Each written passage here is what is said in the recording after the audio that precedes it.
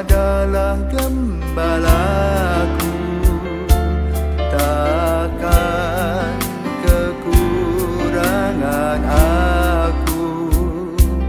Ia membaringkan aku di padang berumput hijau.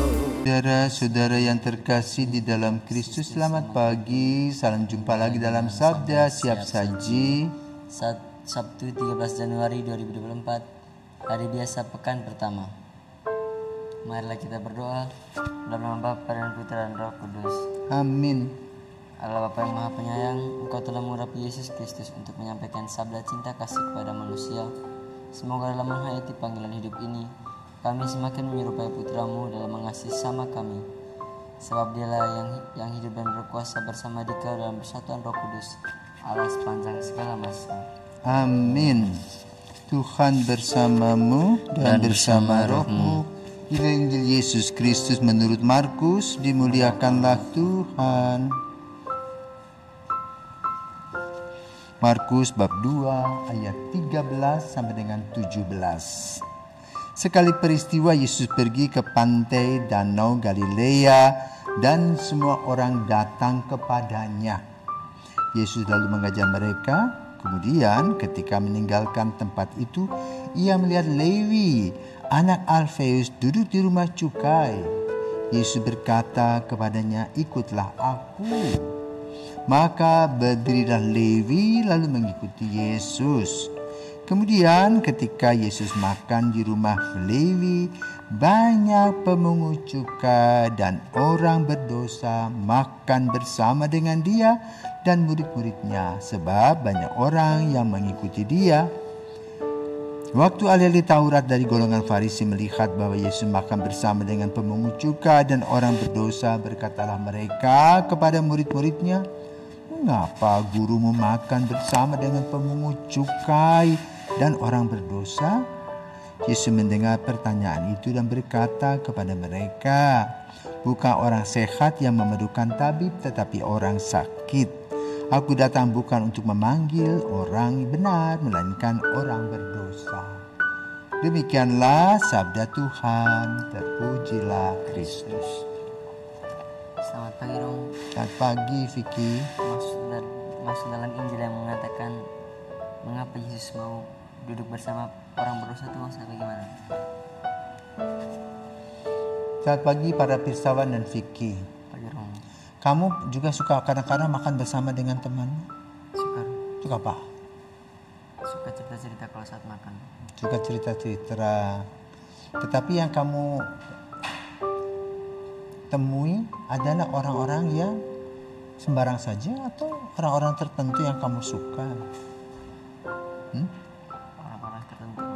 Orang-orang tertentu yang kamu suka. Nah, di sini bedanya saudaraku terkasih. Ya. Cara PDKT Yesus.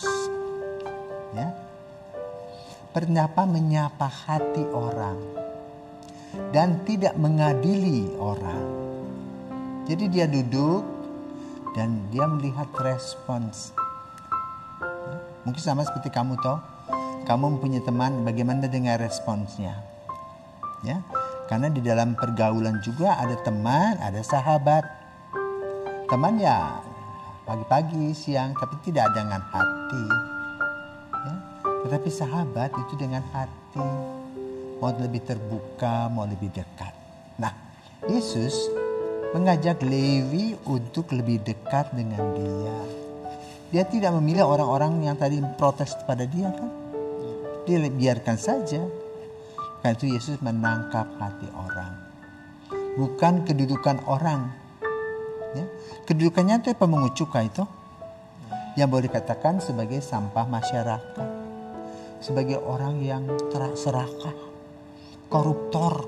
Kan begitu. Mencuri uang negara. Tapi Yesus tidak mau mengadili. Yesus ingin menggali hati. Nah, itulah proses panggilan. Ya. Jadi panggilan itu masuk, kalau seseorang dipanggil itu masuk dalam sebuah proses. Proses penjadian seorang pribadi yang akan diubah menjadi murid Yesus. Maka lalu sama seperti kalau kita panggang ikan, sisik-sisik itu dibersihkan dulu, baru dimasukkan di dalam panggangan, ya, supaya dagingnya atau kulitnya yang menutupi dan dagingnya saja yang kita bisa ambil dan makan. Nah, proses penjadian dan panggilan orang-orang itu dengan sebuah kata, ikutlah aku. Nah, lalu bagaimana reaksi spontan orang yang bersangkutan? Apakah masih ragu-ragu atau mantap? Itu yang diambil oleh Yesus yang mantap. Artinya bahwa dia mau terbuka kepada Yesus dan Yesus akan membantu proses pendampingan itu. Memberikan entah kuliah subuhnya, entah juga dia diperlihatkan kebaikan-kebaikan Yesus. Nah, inilah sekolah Yesus seperti ini. Ya. Maka akan ada pola seleksi. Nah, kita pun diseleksi.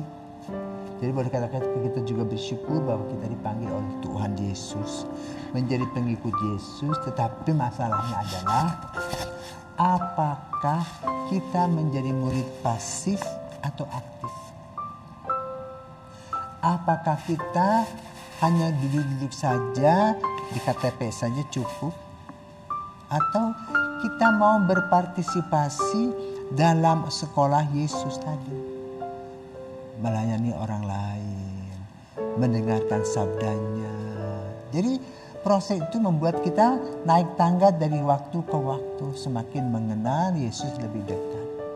Dan itulah proses yang dialami dalam proses panggilan. Sama seperti orang hidup berkeluarga, ya. Berdua ya hanya saling tarik aja.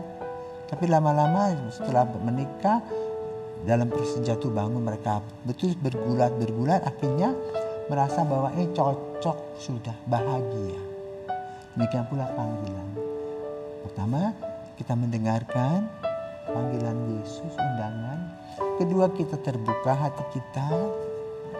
Yang ketiga, kita juga melaksanakan aktivitas. Bukan NATO, no action talk only, gak ada. Kita terus berbagi dalam pelayanan kasih. Maka para murid itu lulus ujian istilahnya ketika mereka betul melaksanakan cinta kasih dalam pelayanan mereka sehari-hari. Dan itu adalah kekuatan gereja Katolik yang melayani dunia ini. Dengan apa?